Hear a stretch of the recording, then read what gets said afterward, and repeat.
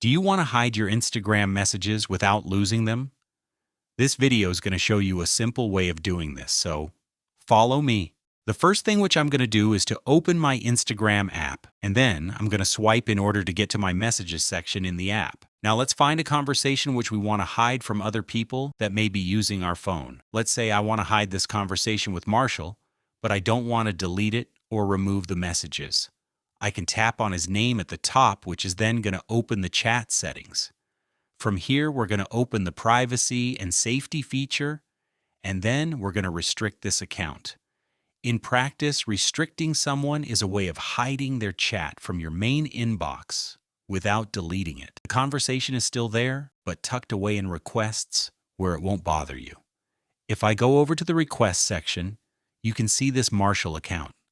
The messages aren't deleted.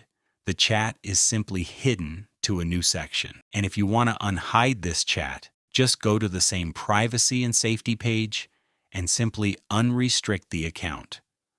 Also, if you cannot find the chat for some reason, then you'll want to hop over to the Instagram settings page, type restricted in the search bar, and this is where you're going to see the account.